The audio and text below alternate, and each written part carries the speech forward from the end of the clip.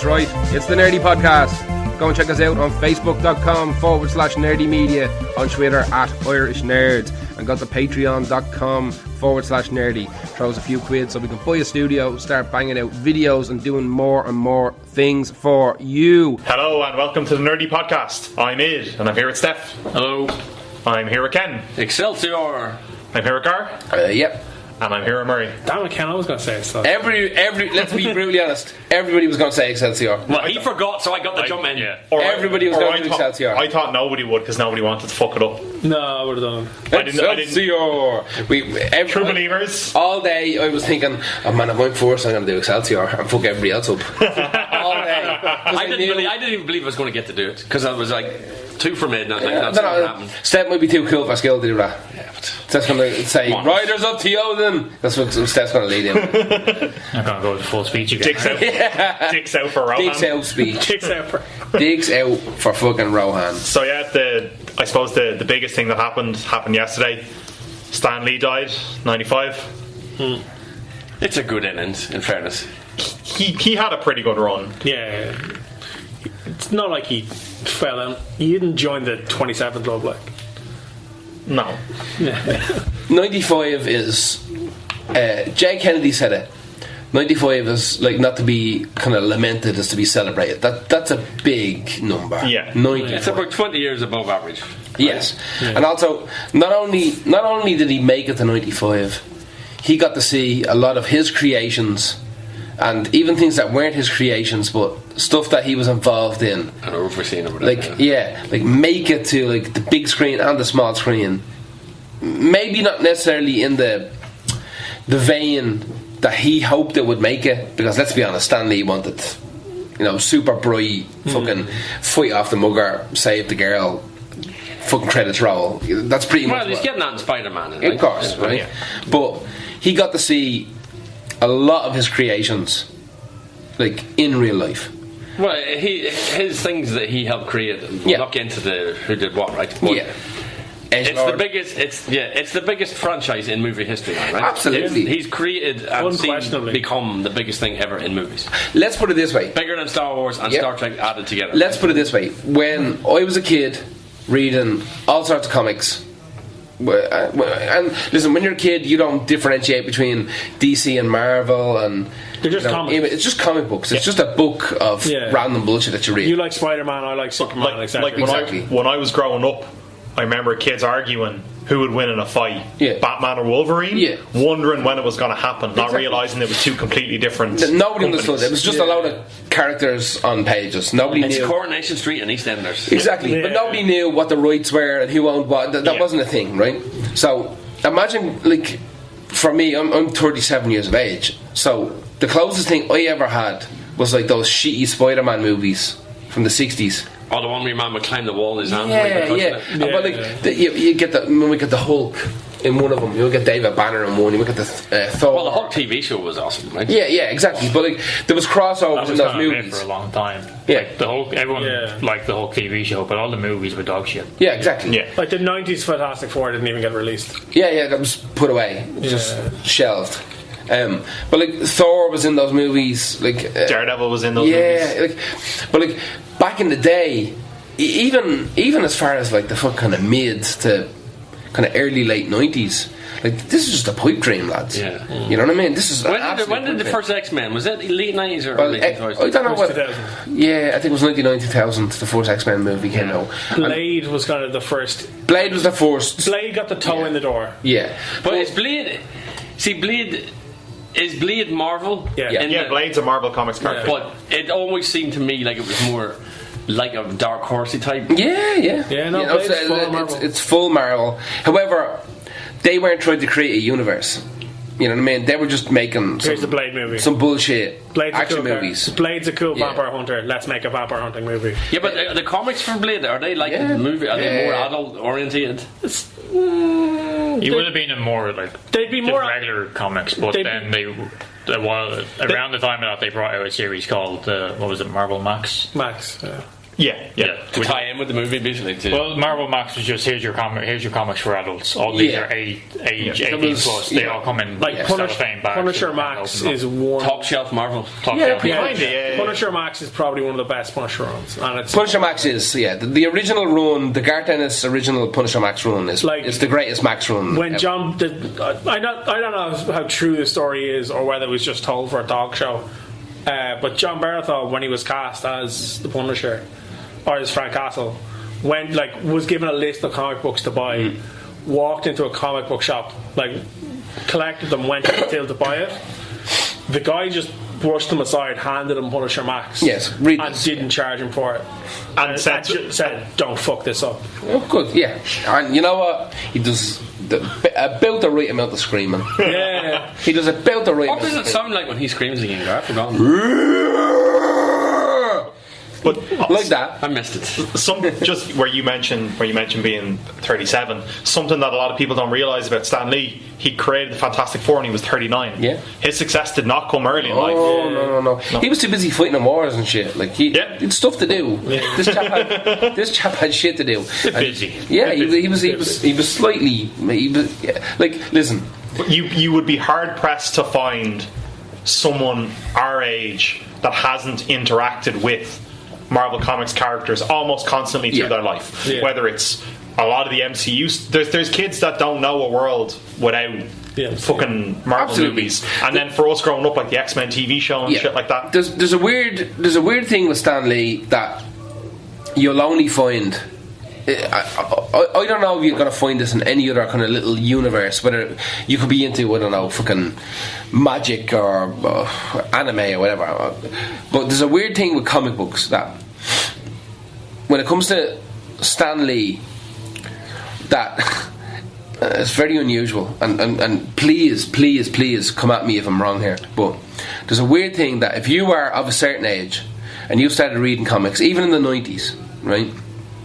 That Stan Lee is one of those kind of revered names, right? Where people will sort of say, Stan Lee done this, and you're like, Stan Lee's a fucking legend. Yeah. However, if Stan Lee had a comic out at that time, you wouldn't read it because it was garbage, right?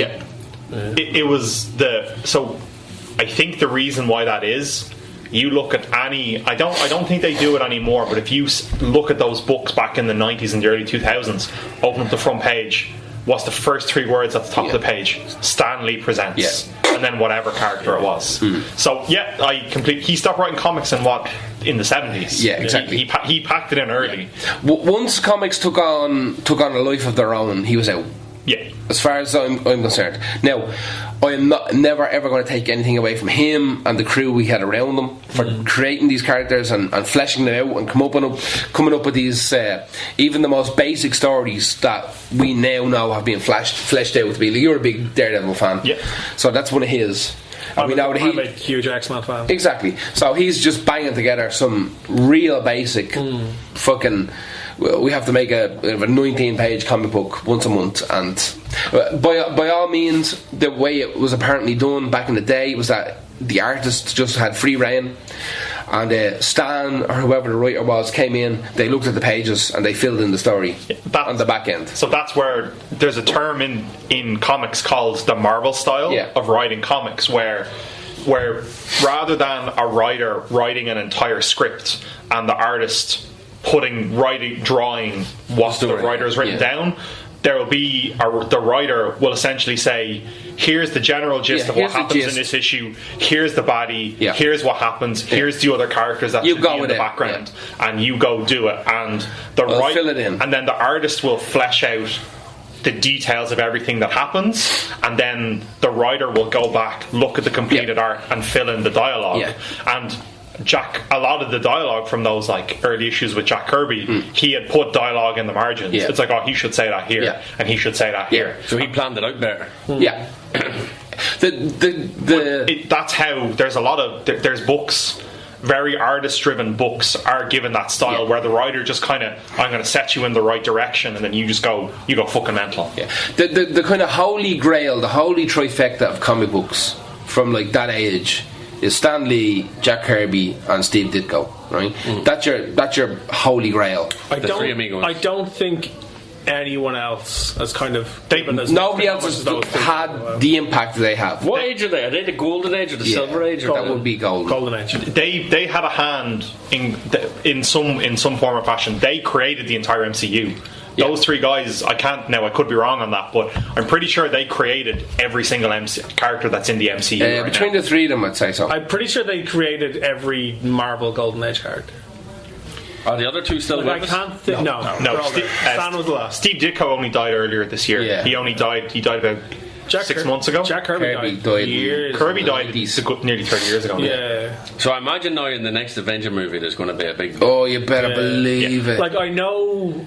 Because it was announced a few years ago that they had pre-recorded a ton of cameos, basically for exactly this situation. They announced today that the next Avengers movie, Stan's cameo was already done. Yeah, but I think the whole movie. I don't think it even matters. Like, if you look at what they're doing with people who are dead and putting them in movies. No, but I think if they wanted to go in real life, his shit is done. I don't think those two movies are filmed pretty much back to back, so they've just been. I don't think they're going to CG Stan. I think this one at the very end is going to have a big massive arc. Absolutely. Dedicated to the memory of. Absolutely. I wouldn't be surprised if as long as I'd say Captain Marvel. As long as this series of movies keeps going on, I think they'll put Stan Lee in. You think so? No, I don't think they will. I think this will be the last. I think one. just for good taste, I think they might step away. Plus, it's the end of that. What are these called? These phases. This is phase 3. You have to remember, there's the phase 4, I think. No, this is phase 3. Is it 3? Okay. There's still one Marvel movie before that. There's Captain Marvel.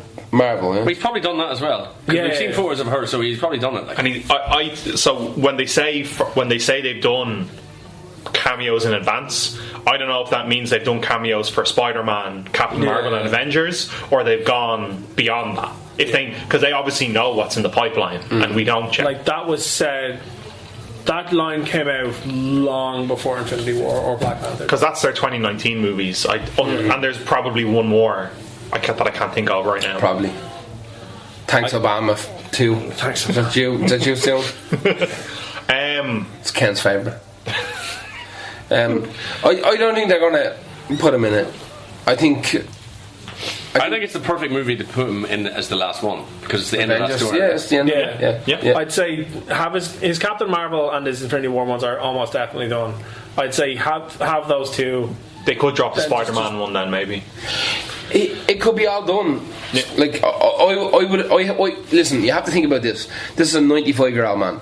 Yeah. They're not going to start, and he had a bunch of issues with there was fucking people in his nursing home who were abusing him and stealing his money and all sorts of shit. So it wouldn't surprise me if they just heard about that. They stealing money. And I had heard that he was supposedly touching nurses and shit, but but they were suing him for money and they were taking money off him and using his cards and shit. Right, that one. I have to assume that it will be that they're going to take Stan Lee and they're going to say, right, you're going to hang out in Hollywood for 2 days, and we're just going to. All these movies are pretty much being shot. Some might be finishing and some might be just starting, but we have you in town on this day, and let's get you in and out. And even if he fluffs the line, Stan Lee is a fuck. You know what I mean? This is just one of these things. They're always one-liners. Exactly. Yeah. Exactly. That's why I think they'll easily keep putting them in. They might do. Yeah, but I don't see the point. Why bother? Like, because he's been in every single one. Put him off Tarkin, maybe. But why is Leia going to be in the next Star Wars movie? Why didn't they just kill her off? Because you can't have somebody die in between. That's a little bit different. She's a major character. Yeah. Like that's not. Why is Tarkin in it? Tarkin's dead. Why is he in it? Because it's a prequel. Because it's set in that. This is the thing. This is like the cornerstone that they have in all their movies. Every little one has like the little stand. But there's no point having a cameo. It's a little cameo. He's never been. No, you're saying it's pointless, but it's literally like in every movie, it's like putting in a little reminder of this is all him. Everything. That guy there. Well, I'll tell you what. That guy who's shown up in every single Marvel movie that we've ever made. This is all him. If it wasn't for him, we wouldn't have any of this. Well, I think it's a fitting tribute that you can put into every single movie. And like you said, it's a throwaway thing. Yeah. It's 1 second. And they can CGI in any movie, and then it's just 1 second. And even if they don't want to do CGI or voice acting or whatever. Like if you look at the Netflix shows, like obviously they weren't pulling out Stan to do live action Netflix stuff. They put shots of pictures of him. They put him in a police officer's uniform and he's on the back. He's on some poster in Daredevil and stuff. I do believe. Well, what I think they might do is they might give him non-speaking cameos where they'll just CGI a guy in the back and get to the point and go, there he is. No, that's fine. I'm not saying he's going to be all like, hey, it's me, Stan Lee, I'm back again. I think it's just. I think he will appear in every. I would almost guarantee that you're going to get a Stan Lee nod in every single Marvel product from now on, and whether that be like they show an article for a newspaper and it signs off Stan Lee, or whether it's they visit Stan Lee Plaza Memorial or something. There's 100% going to be a Stan Lee nod. I would say in about 6 months' time you're going to see a bunch of random Marvel books that come out, and there'll be Stan Lee's in the background of everywhere, because there's all these artists that are sitting there that have these jobs, jobs because of him, and their tribute is going to be Stan Lee's going to be one of the faces in the crowd in fucking Spider-Man or something. You're also going to see absolute scumbaggery in the next few months where like people like Marvel are banging out Stan Lee editions. Yeah, they'll start banging out omnibuses of his of all his stuff. Because there was a bunch of bullshit he done in like the late 90s, early 2000s. When I don't think DC's going to put some of that stuff out. No, they're not. There's a whole thing with what they call it 2199. And then a Spider-Man 2099, then a Hulk 2099, and they gave. Spider-Man wasn't too bad, but the rest. Spider-Man's the rest of it's that's my favourite Spider-Man of all time. The rest of it's pretty Miguel O'Hara. Yeah, the rest of it's pretty dire, but Spider-Man was pretty good. But they gave him like a Ravage 2099 or some shit, some bullshit. Yeah. They gave him his own little angle in that universe. I think you're going to see reissues of all that shit. I'd say there's going to be a reissue of.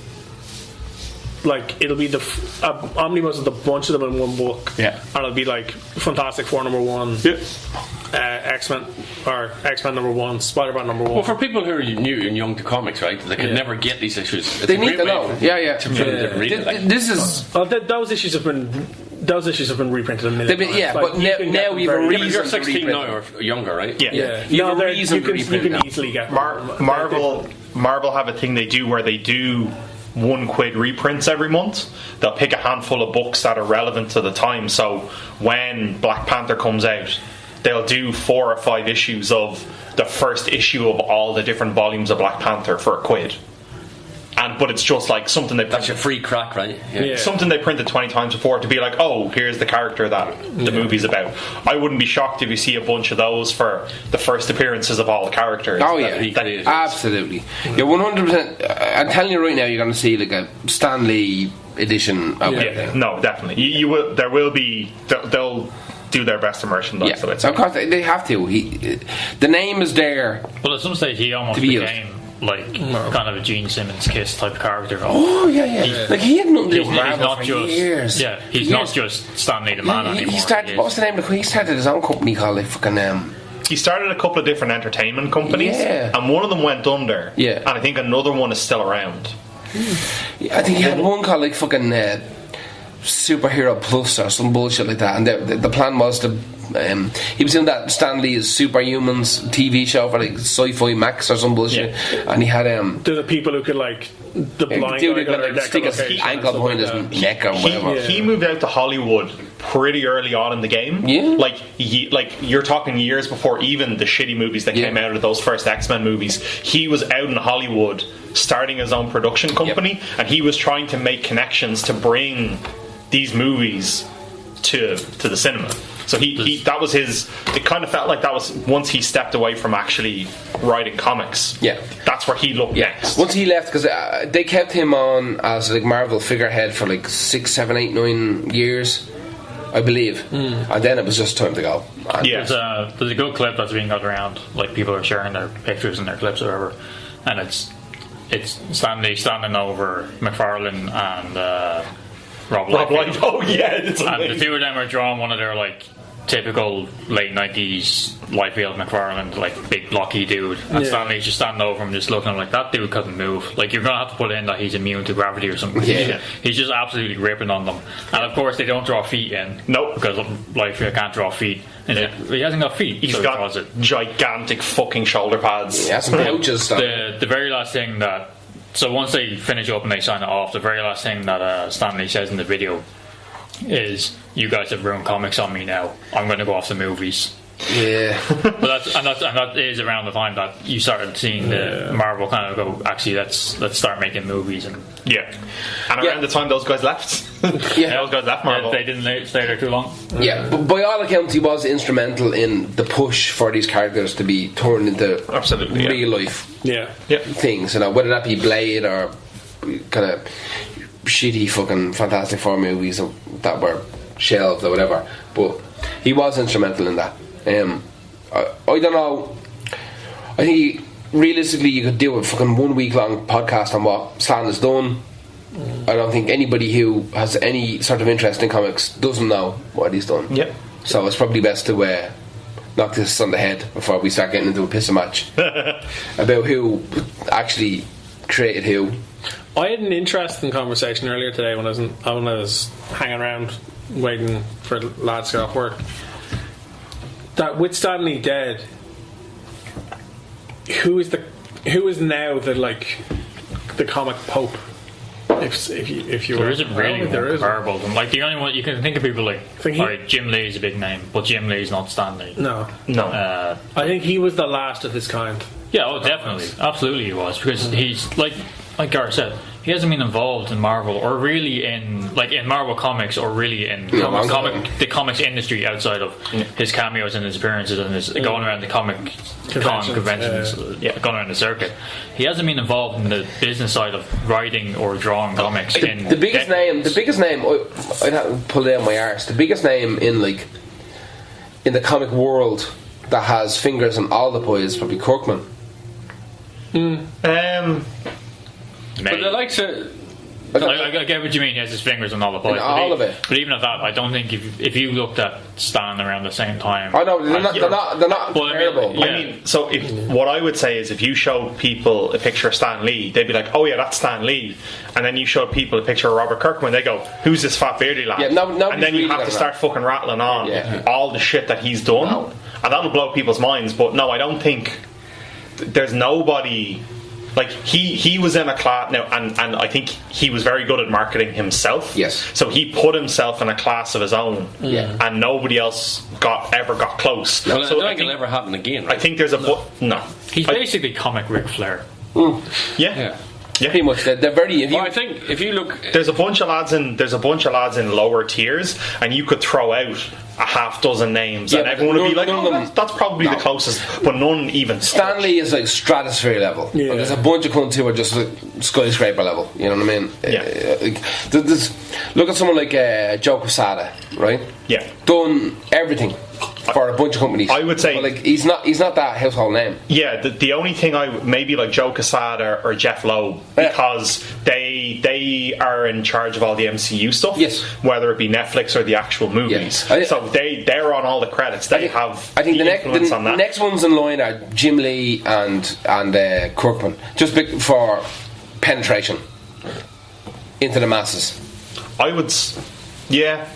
But again, like show any random jokes up a picture of Jim Lee. Oh, they're not going to know them. They're not going to know them. Absolutely not. The ones that come to my mind would be you're talking guys like Grant Morrison and Alan Moore. That they're now. Alan Moore's stuff has kind of penetrated into culture more, and Grant Morrison's stuff is starting to get there. But then Alan Moore has gone off the deep end that people don't remember. Like the last thing that he had that penetrated culture is Watchmen. Yeah. And that's it. That was the year I was born. Yeah. That's, so he's still doing stuff, and people who like him still like him. Did Gentleman not come after that? Yeah, it was but didn't have any. League of Gentlemen was was the first movie that came out of his. That didn't have anywhere near the cultural penetration that Watchmen had. Yeah, I think close. I think that DC and Marvel are in the same vein as Games Workshop in this, that they don't want any stars anymore. No. Everyone who writes comics now, they want to keep them at a low level so they can't charge any money, right? Absolutely. So there will never be any breakout stars aren't a thing of those two big companies. Games Workshop artists like Mark Gibbons and Adrian Smith, those guys are all off doing private work now. They don't do GW work, and GW don't tell you who their new artists are, and you don't know who they are. And with those guys in Marvel and DC that have those big names, the reason their names aren't huge because they're working on Marvel stuff, their names are big because they have their own, create their own stuff that they're publishing through Boom or Dark Horse or or image that's getting picked up for TVs and movies, and they're cutting fucking massive checks because their shit is getting options. Look at Mark Millar, right? So Mark Millar for a long time was the guy. If you wanted to kind of reinvigorate a character or a brand, you called Millar, right? Or what's his name? What's the baldy dude? Bendis, Brian Michael Bendis, right? So you had Millar and Bendis, pretty much of the same era. They were the guys that if you had a title that wasn't doing particularly well, or you wanted a bit of juice thrown into it, the whole Marvel Ultimate line, which is why we have Marvel movies. Right? The reason we have Marvel movies is because Marvel Ultimate comic books came out, and that's all down to Mark Millar and Brian Michael Bendis, right? They were the fucking boys. Even when they were making the first Captain America movie and the first Avengers movie, those guys are brought in to treat the script, right, in secret. And if you go look at the way the characters are drawn in those books and go look at them in the movie, like lifted, the Captain America from the MCU is the Ultimate Universe Captain America. It's not the standard Marvel Captain America. Because of those two guys. Same with Nick Fury. And literally Nick Fury. There's a panel of who they're making a movie about the Ultimates, who are what the Avengers are in the Ultimate Universe, and it's they're having a discussion of who's going to play who. And it's like there's only one person who could play me, Samuel motherfucking Jackson. Samuel Jackson was Nick Fury in the comics. They drew it to make a movie. Way before he was actually him in the movie. Did they ask him? No, they just lifted him. He's the only reason he found out is that he's a giant comic book fan and was reading the Ultimates and saw him. Exactly. Did his lawyers have a word? No, he wouldn't care. He's genuinely a massive. So then they said we're making a movie about the Avengers and we need someone to be Nick Fury. Same thing. Wasn't Clint Barton Hawkeye was meant to be Eminem? They lifted a lot. Originally they lifted loads of these like pop culture figures and put them in. I just put them into the Ultimate comic book line. One of the things I've seen. So is this like the artist going, "This is who I would like to play my character that I'm drawing"? That's Miller. Miller's done that a lot. It's something I've seen people either complain about or like. That some people have said about Miller that a lot of the stuff he writes it to be adapted into a movie. Yes, absolutely. Once he wants to be a screenwriter, basically. Kind of. Yeah, basically. Kind of. He was the guy who wrote Wanted.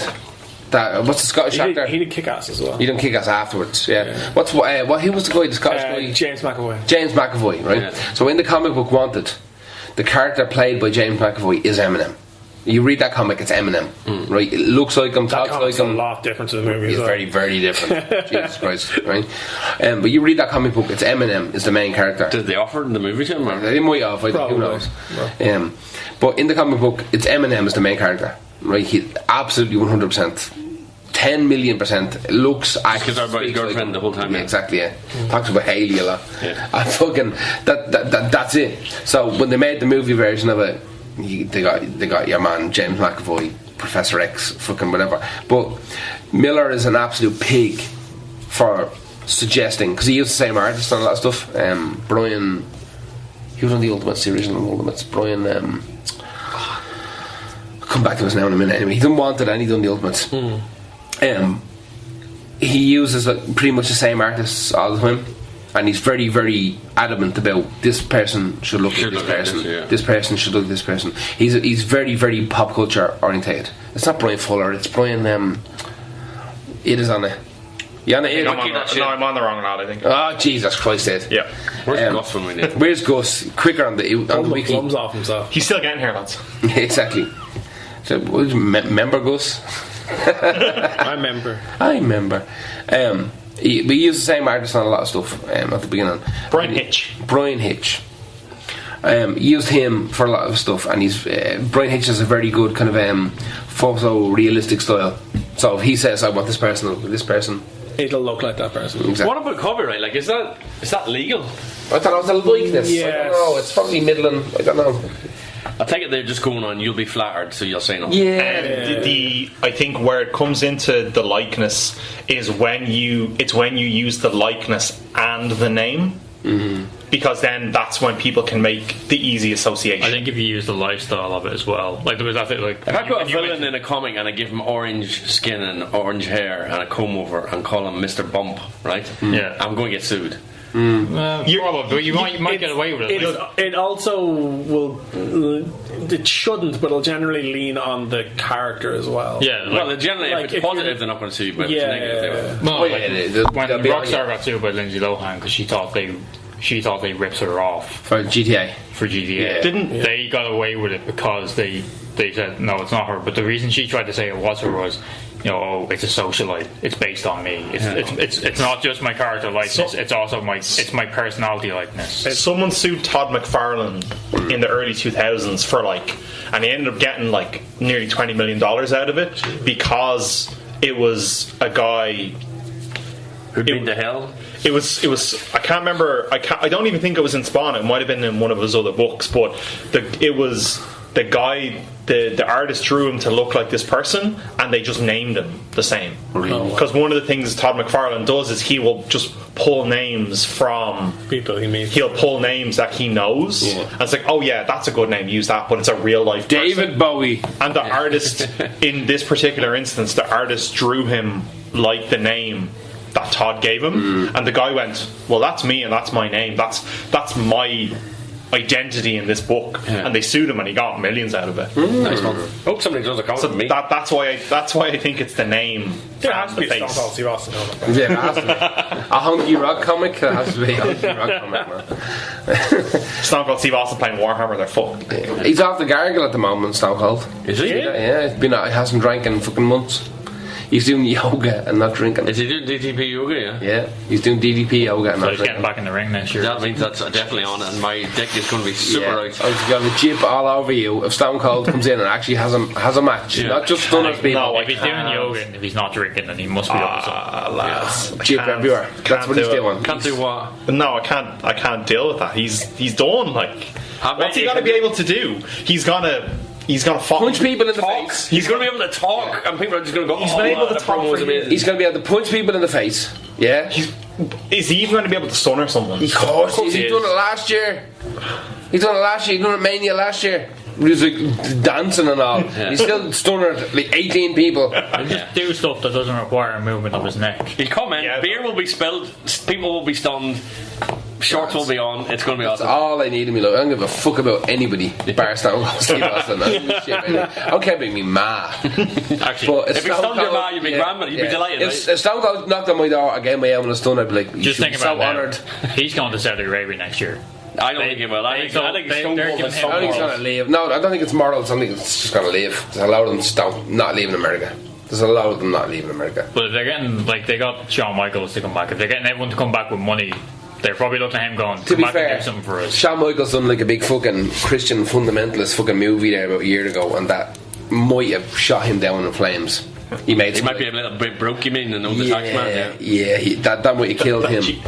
Shawn Michaels looked like your dad putting on his old fetish gear from the 60s and 70s when it was super Dodge. He's about a million years old now. Is he fat? No, he's not that fat. He's kind of got the old man gut. But he's still better than everyone else. You can tell. Really honest. You can tell it's kind of. Who looks better with their shirt off, him or any of us? That's a loaded question. Him.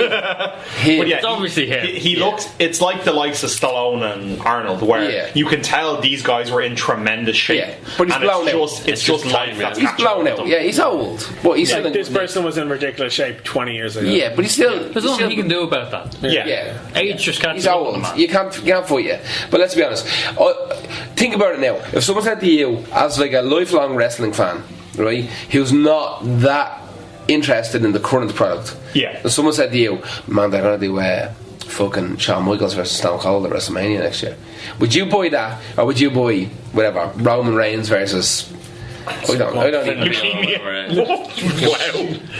Wow. I know he's not well, but let's say he's well next year, right? Yeah. Let's say it's fucking Seth Rollins versus Roman Reigns for the belt, or Shawn Michaels versus Stone Cold. Fucking money down, dicks out.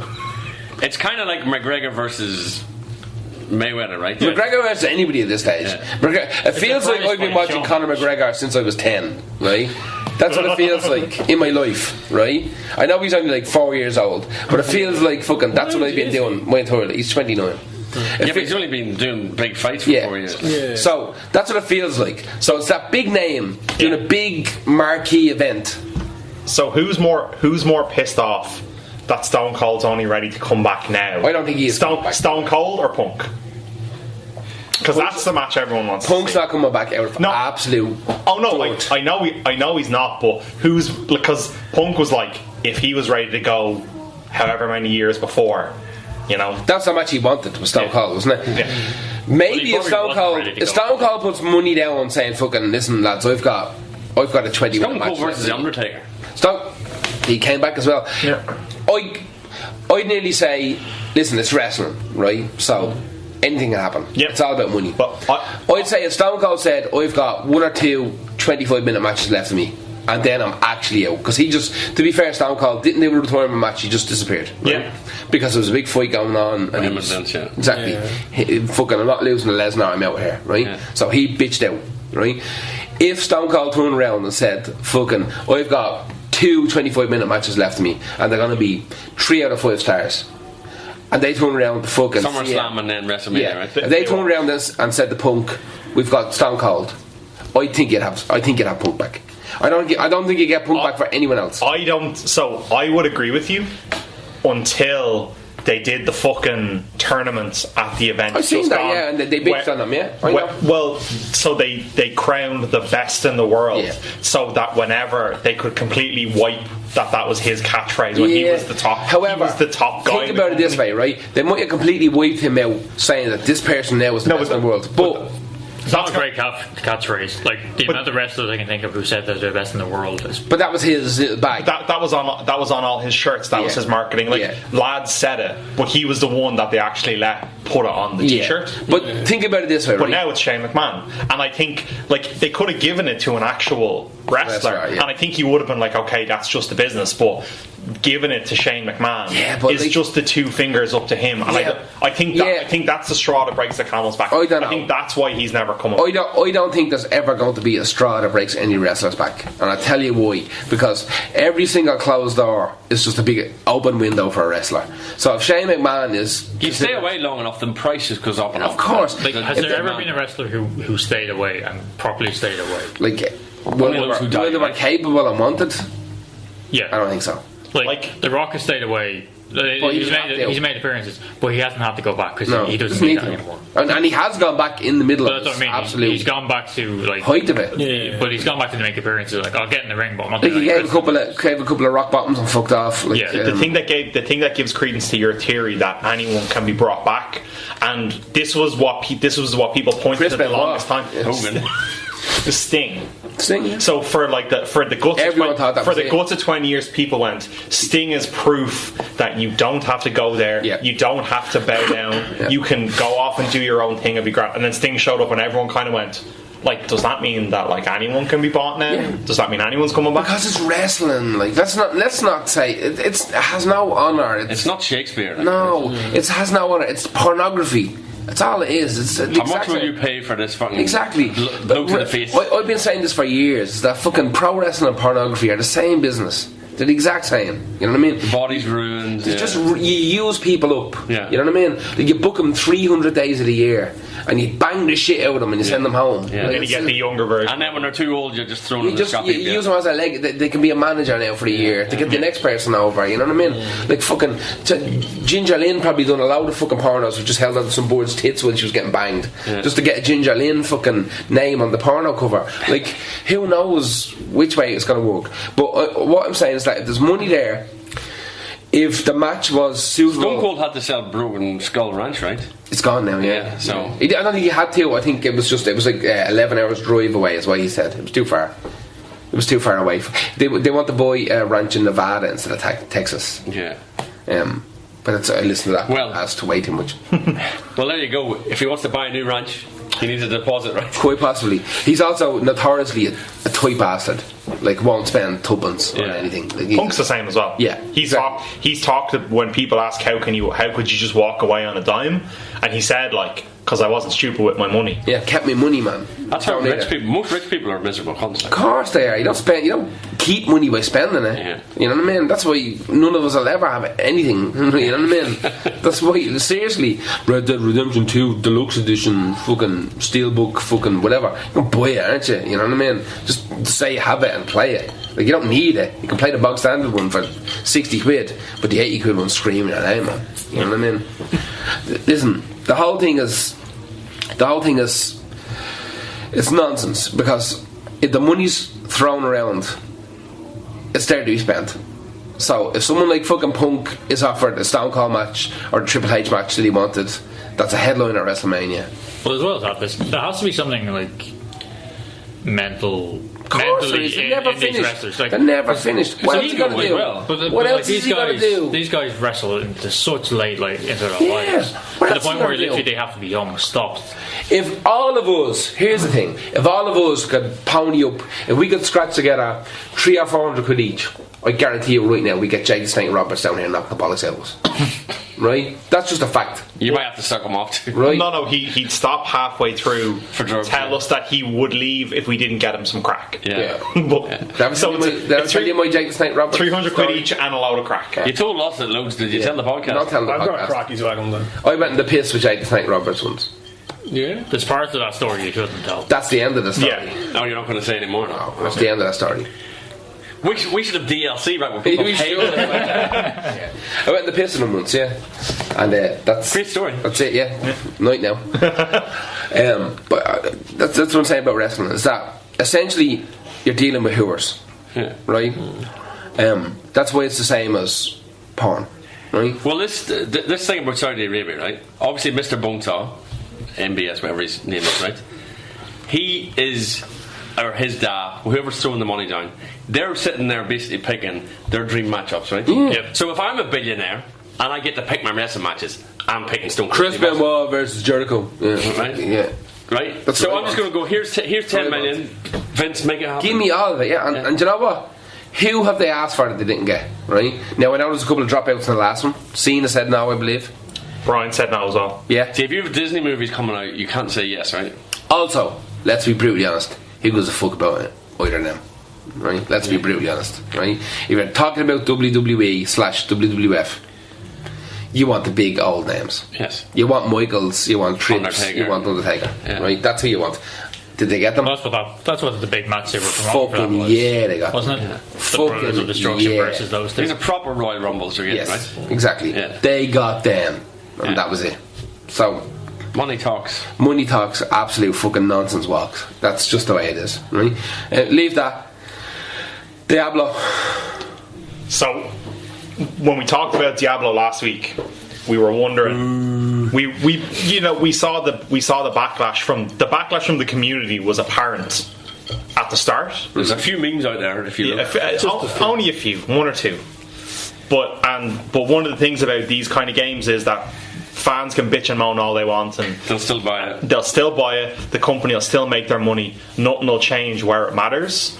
But when I saw it, the stock of Blizzard Activision in general had dropped by almost $4 billion. And I think lads are saying now the drop is only about 2.5, with a little bit of a bounce back. Well, I'm looking at the share price here, right? Yeah. And it went from, if that's the drop off there, I think it is, because it's a straight line that goes straight down. Yeah. It was about $63, right? Mm-hmm. And now it's $52. So that's a fair bit. That's a fifth. That's like 20%, right? Yeah. Or somewhere. The thing is, though, it's more than just the Diablo thing. Between today and the Diablo announcement, there was also their investor call.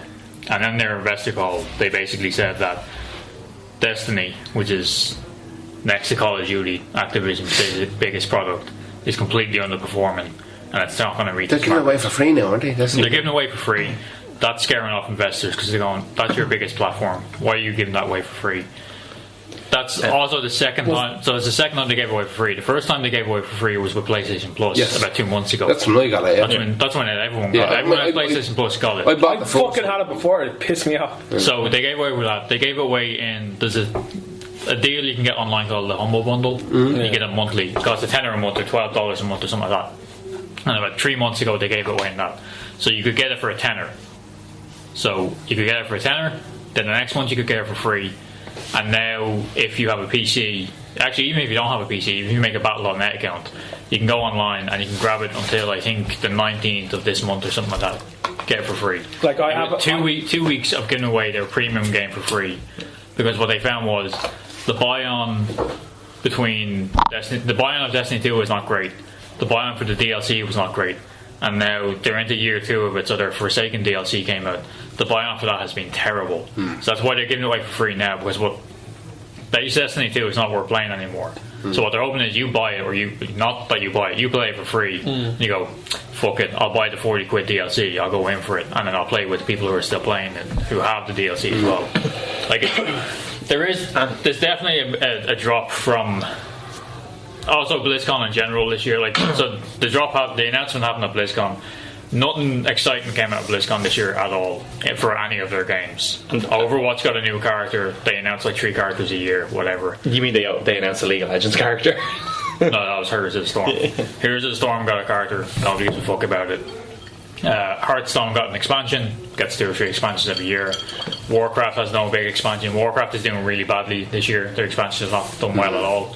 And StarCraft barely got mentioned. So StarCraft is still a big fucking deal, though, isn't it? StarCraft it's a competitive gaming. It's a big enough deal. But it's not even StarCraft 2 that's a big deal. It's the original that's a big deal still in Korea. The sequel hasn't even broken. There's so it's this year actually. StarCraft 2 this year, the person who won their big tournament for the first time in 20 years since StarCraft was ever released. There's a non-Asian guy. Yeah. Wasn't it? Yeah. It was a mate of mine who was obsessed with StarCraft, and he just for every so they haven't had a tournament every year for 20 years, but there was 1 or 2 years they skipped it. But basically 18 out of those 20 years, it was a Korean who won it. This was the first time a non-Korean won ever. I don't think I've ever even seen StarCraft. Is it like a real-time strategy type It is. thing? It's basically 40k. It is Warcraft is Warhammer, and this is 40k. So it has Tyranids and Eldar in it. For real? Yeah, that's pretty much it. It's Tyranids, Eldar, and Marines. Women, I don't know, because you don't have a PC. I'm not Korean, but yeah, exactly. As well, looking here at the numbers, right? As well as the thing with Destiny 2. Before you give us the hard numbers, Ken. They announced on that conference call as well that their number of active players for Call of Duty was down, and then what they reported as well with the microtransactions for all their games were down.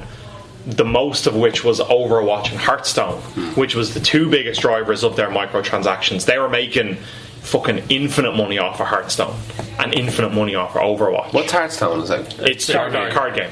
Like a mobile card game? Yeah, mobile and PC. Is that like it was one of like Eternal. Yeah, it was one of the first one. It was kind of. It was the first big one. It was the first big freemium card game that on a computer that blew up. Yeah. It's the first one that had a name behind it, because all the other ones that had a name behind it there was none really that had a name behind it at all. This was before Magic released theirs, and also that's another thing that scared off investors and switched them over. Wizards of the Coast have now got a decent Magic the Gathering digital version, whereas all the ones before that were dog shit. And there's Artifact for Gwent, and then there's Gwent. So there's a lot of cards. There's a lot of competition. There's the Elder Scroll, so Hearthstone started off the brand recognition of these games. Okay. Because they had Blizzard, the Blizzard name behind it. It was a Warcraft spin-off game, so they had that going for them. So it's you like Warcraft. Hearthstone is a spin-off. Yeah. Okay. So it's you like Warcraft, yeah, cool. Play Hearthstone. Here's a game. Everyone goes for it. But over the biggest problems they have is they have lots of competition in that space now. But then as well as that, I've talked to a couple of players who kind of have all fallen off it, and the reason they all fallen off it is the balance of the game is very bad. Every month there's a new deck that just completely breaks the meta. It's killer, yeah. So you have to pay to win, basically, right? There's a lot of randomness in the game, because what they did was they embraced the fact that it's a digital game to allow them to have randomness that you can't have in a physical game. Yeah, card players hate RNG, right? Yeah, the problem with that is Gamers the randomness just fucking ruins the game, because you can't really balance around pure randomness. You can balance around a D6, a D6 is random, but you can balance around that.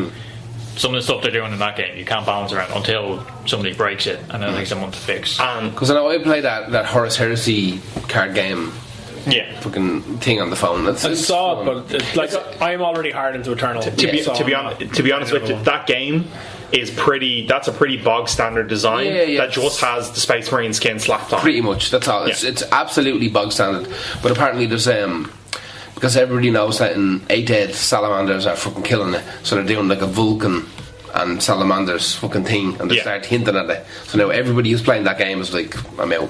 Yeah, they know already. That's just if you take a Vulcan Primarch in the upcoming fucking release of this Horus Heresy game, it's all over. You know, because what they're doing is they're starting to give you it's not Primarchs like war leaders. They're starting to like bang out weird like demons of chaos guys who like heal like 5 points every turn, right? And that could be 6 turns worth of damage.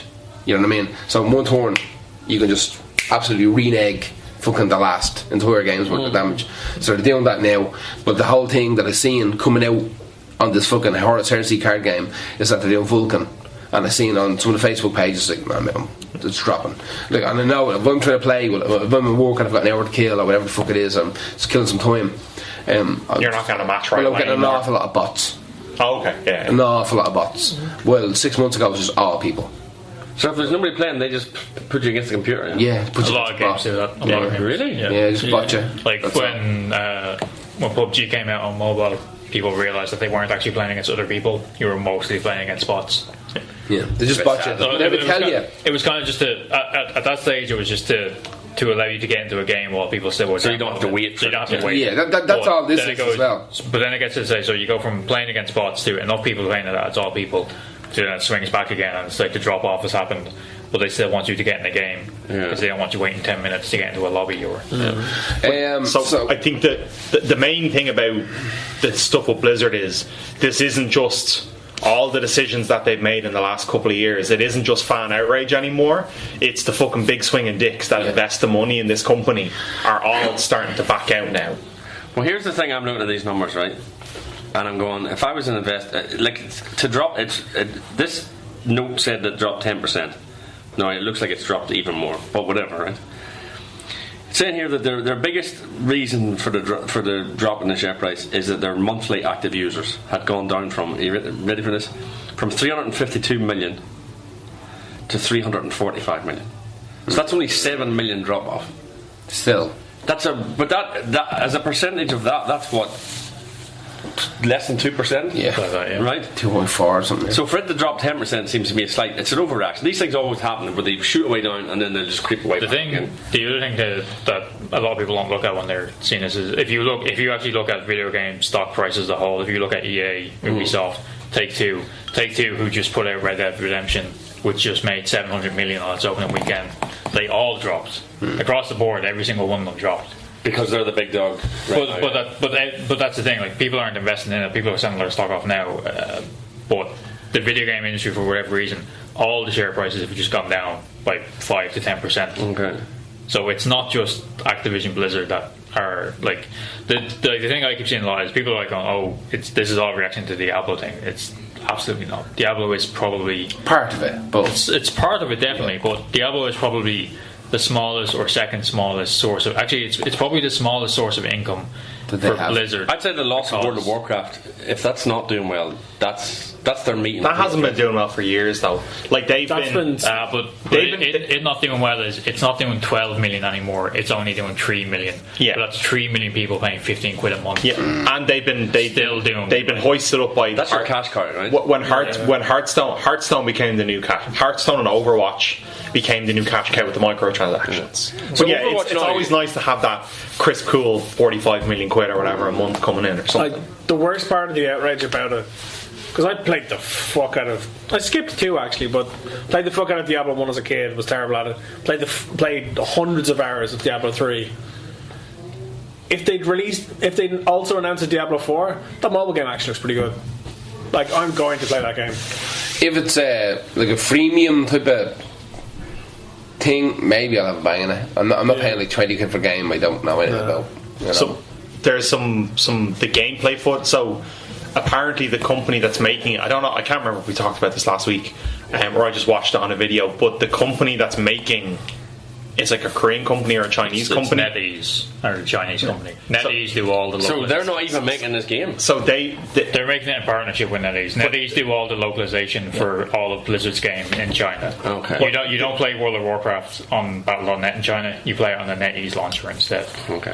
But that company has a similar mobile action RPG, and people looked at the stuff in that game compared to what they showed you from Diablo, and it's just a complete reskin. Similar. It's and it was even like, the people breaking videos down frame by frame and look at this character's walk cycle, and then look at this one, and it was basically the same. Like there's a barbarian character in both of them, and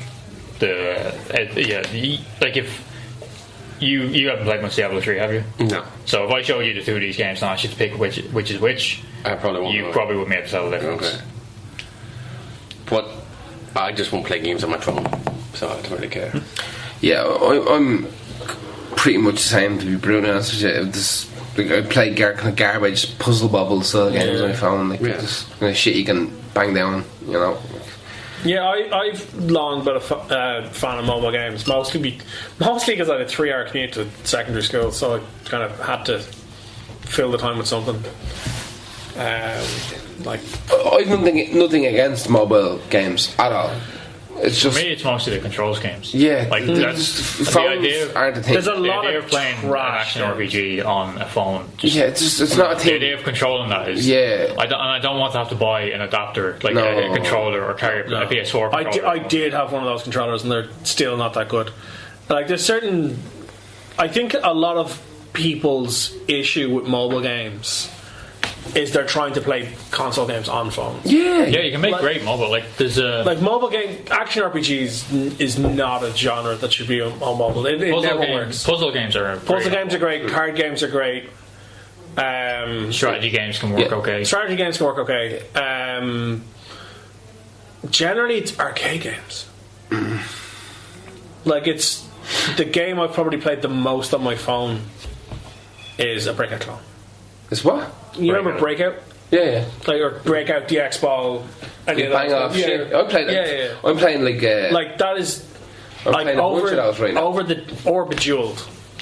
Like, see, stuff like Bejeweled I can do, but stuff like I don't even like playing Breakout clones because I don't like controlling the paddle with touchscreens. You don't have to. There's motion controls as well. I don't like doing that either. I like having buttons, like an actual tactical button that you can press. Like that Bejeweled is fine, or like because it's just clicking on it, that's alright. But anything like motion controls or clicking a paddle back and forth, I just can't do it. That's why puzzle games work. Puzzle games are fine because puzzle games are mostly just click on this, rotate the thing around, like rotate the screen around. Monument Valley is a really good puzzle game. It's this whole thing about like it's basically like looking at a picture and you have to rotate it in 3D. No, I know the game. That works great in a phone. That's the type of phone game I can play, but like an action RPG.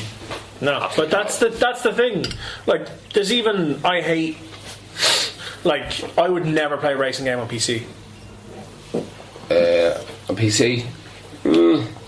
Racing or fighting game on PC with mouse and keyboard. Yeah, I used to play there's certain genres just don't work in different. Like, I don't think you'll ever do a good VR racing game because it'll just cause motion sickness in 90% of players. Probably, yeah. It's like, too much activity, yeah. A lot of people's issues with platforms are they're trying to play a game that doesn't fit the platform. Yeah. But listen, people try to squeeze all sorts of shit into all sorts of platforms. Listen, we have to wrap this up. Before we knock this in the head, we should just mention that Douglas Rain, who played Hal in 2001, died recently. He was ancient as fuck as well. So we're losing a lot of people at the moment. As somebody said earlier, once a giant name dies, there has to be 2 or 3 kind of middling names follow them to be forgotten about. So there's 2 so far. Ushered into the afterlife, obviously. Huh? They need to be ushered into the afterlife by other minor celebrities. Yeah. So the voice of Hal. I can't let you do that, Dave. Yeah. Everybody's dead, Dave. Yeah. I was telling you that left it. He never saw the movie. Never seen the movie. How fucked up was that? I have a slightly, maybe not funny, but weird story that I'm actually very surprised that my parents ended up getting together and me being born, because my mother hates my mother hates you arguably my mother hates slow movies, hates science fiction, and hates movies with small casts. And my parents' first date was to go to 2001. That was the thing to go and see, though. Like, I'm amazed my dad got a second date. It was the future. I'm amazed. Maybe you were born because you're out and fucking banged them because you were so Maybe they banged in the cinema. Yeah. Maybe. No, that was like 10 years before I was born. For real, Grandpa went out 10 years before you were born. Well, they were married for 5 years before I was born. For real? Have you got brothers and sisters? I'm the oldest. You're the oldest. So for 5 years they kept the oven For real? empty. Murdy, you Catholic came Church out. must have been. Well, sorry, there was a miscarriage before I was born, but it was like You don't need to go that deep. that was You just made it grim now. What the fuck? that was like the year I was born. But I was about to give a louse, but you Like my parents- test you, baby. my parents went 5 years of marriage without pregnancy. Yeah, my parents went 4. Fingers and swords. I don't think my But see, the parents thing ever is, made it. when were your parents married? My parents were married in 1983, Imagine and then knowing my brother was Yeah. born in 1987. Oh, you don't even know what age my parents are. I haven't actually. He See, knows they were where and when 60s they and were 70s born. marriages and they were 80s marriages. They're 80s marriages, yeah. I think both my parents are over 60, maybe. I don't even know. No clue. I assume so. I think my dad's 66, 67. No idea. And when were they married again? They were married the 71, 72. Something. Around then. There's When some- I was born, funnily enough. Yeah, there's something to these. Yeah. Yeah, exactly. Anyway, I'm not going to the head, and I'm glad we have an nerdy podcast back again. Ah, yeah. I actually am. Do we have any announcements for next week, Doctor? Don't, in case we don't. Yeah. Yeah. We're going to try and do something next week. We'll see. We'll see. There's a clue. Yeah. It might work, it might not work. If you get your standard nerdy fare, it means that we fucked something up. Yeah, if you just not, get- if not, we have something special. Yeah, if you get a bog standard bullshitty audio podcast, then fair play, everything was middling. If not, yeah, Okay. we'll see. We'll see. Anyway, thank you for listening. See you next week.